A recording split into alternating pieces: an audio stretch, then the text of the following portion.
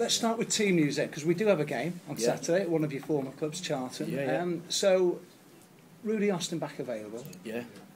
There's one big plus, but Lewis Cook, another? Well, he's out of his boot, protective boot. But you know, we've got to be careful with Lewis.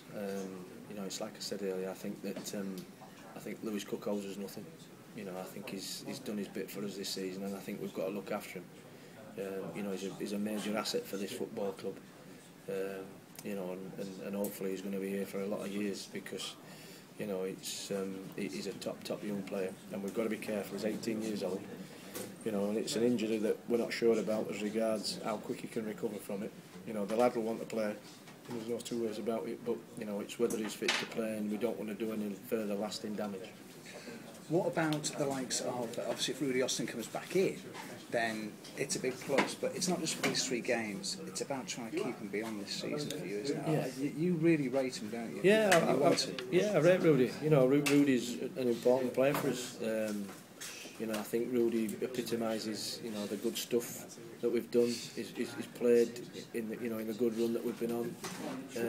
He's infectious around other players, and he's a player that's sought after in this division by other Championship clubs. And you know, I think that for me, I mean, if we could keep Rudy Austin, you know, it'd be a real plus.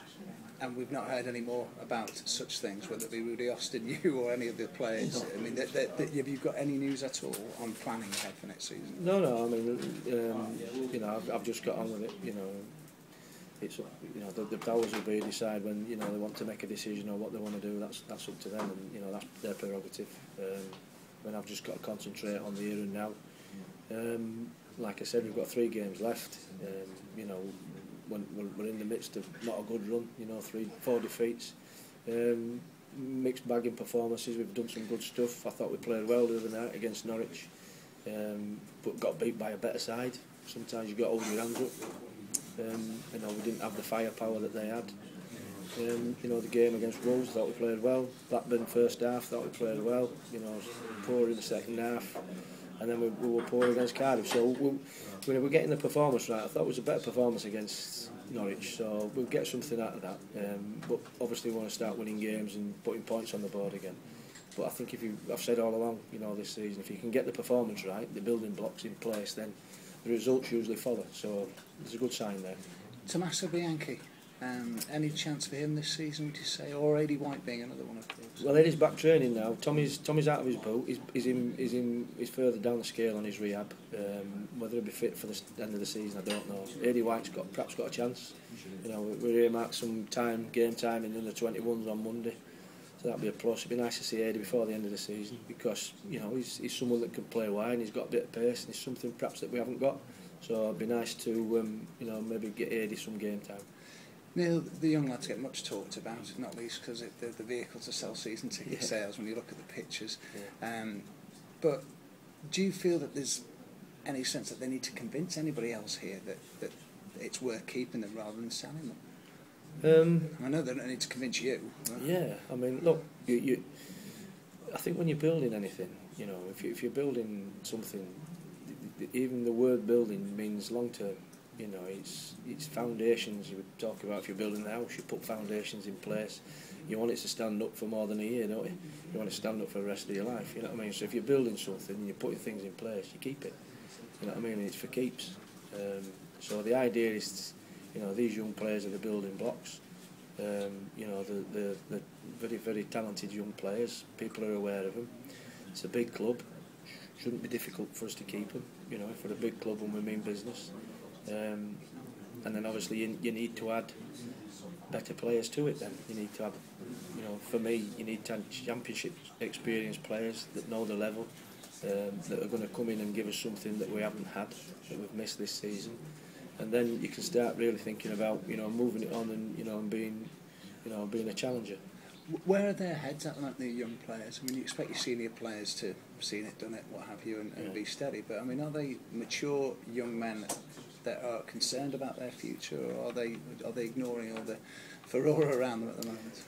If I'm really honest, I mean, obviously they'll be aware of everything, because you know with social media now everything's highlighted. You know, they'll look at things, I'm sure.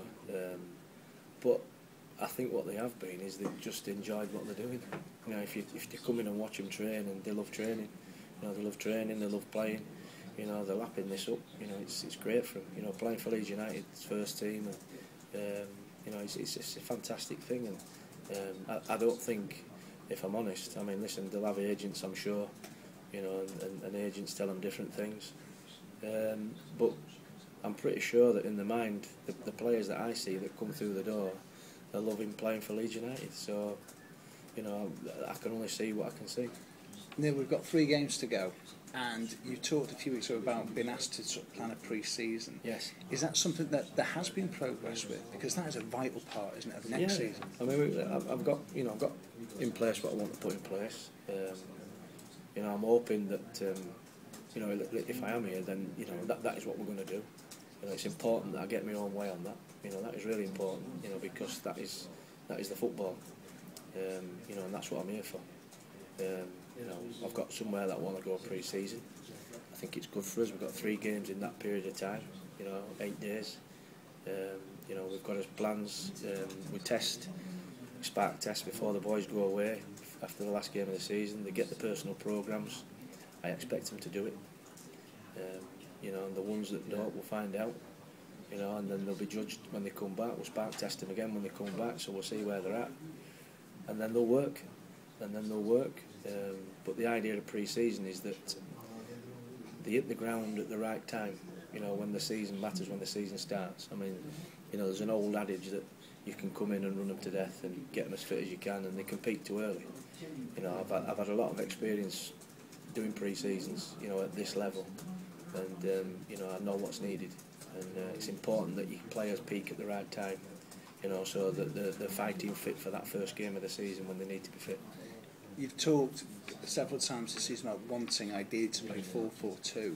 I know there's not necessarily the personnel to do it in the way you'd want to, but is it something you might think of doing now for the last 3 games, just to try it out, because you know what it is, but just to see if you might surprise yourself with a few players that might be able to adapt to that system? Well, yeah, I mean, you've got to look at everything. I think in an ideal world, you know, your units are strong enough to play 4-4-2. You know, you're strong enough at the back. You know, you're strong enough in midfield, and you're strong enough to play with 2 strikers. If I'm honest, I think we're strong in midfield, but we lack experience because we're young. You know, and I think that's the reason for playing 5 in there at times. You know, to have that extra body,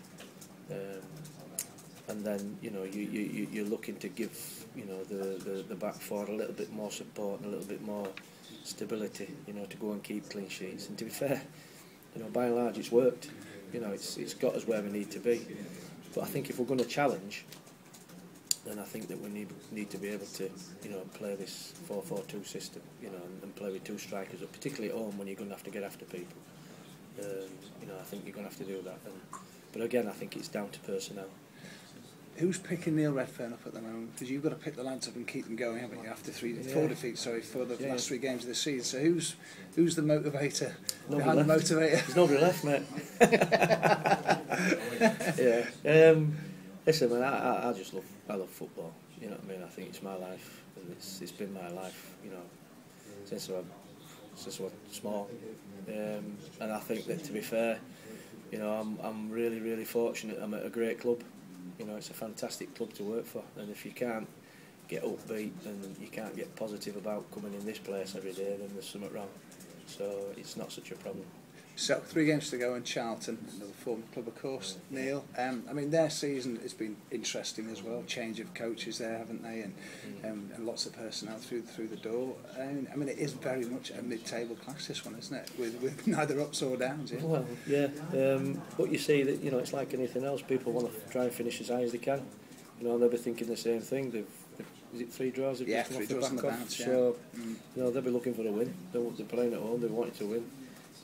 We want to try and stop the rot, you know, and get ourselves a foothold back in it, and you know, and try and kick-start a little mini run in this last 3 games. But probably, if you look at both clubs, they've done what they've been told to do. They're both in this division, you know, and I think that moreover, perhaps us, because we've been in a worse position than Charlton. You know, but we're going to be a Championship club next season now. it might not see a big thing on the outset of it, but you know, when you're down there and 1 point off the bottom three, it's an achievement. You know, and we've not got to look past that. You know, we've done it with what we've got. You know, what we've done is we've given a lot of young players valuable experience, which is really important because, like I said, you know, from the outset I knew, you know, what Massimo that he wanted to build. You know, that's what he told me. He wanted to build. He wanted to achieve something, and to build, you've got to bring your youth through, and that's what I've done. You know, and we've got a solid base now. You know, and they've probably excelled past everybody's expectation. And now we've got a real solid base to go and build from. We're a championship club. We've got ourselves in a mid-table-ish position, and we've got a base to go and build from. And you know, from the position that we were in, I always class that as success. And finally, Neil, so at the end of the day, when you leave here, and whatever time that is, and you're back, and you've worked everything out, and you've got your team together, and you know who's injured and what have you, and you've worked at all the permutations and that, and you think, well, all right, pre-season maybe, and you know, players will be coming back hopefully, and that they won't be sold. Do you still look ahead and think, right, August or whatever, I'm going to be in charge here at Leeds? Do you still think like that? I think you've got to. I think it's like anything else. I think what you've got to do is you've got to be really positive. You know, you've got to be positive about your outlook. And look, I've done myself no harm, and I know that. You know, and other people know that. So, you know, I'm in a good place at this moment. You know, and the good thing is, from my point of view, although it doesn't seem it on the back of 4 defeats, I've got this football club in a good place. You know, and I think what we do from now. You know, that's important. You know, and it's not maybe all eyes on me, it's all eyes on other people now. You know, it's important that we do the right things. Thanks, Neil. Good to hear. Cheers.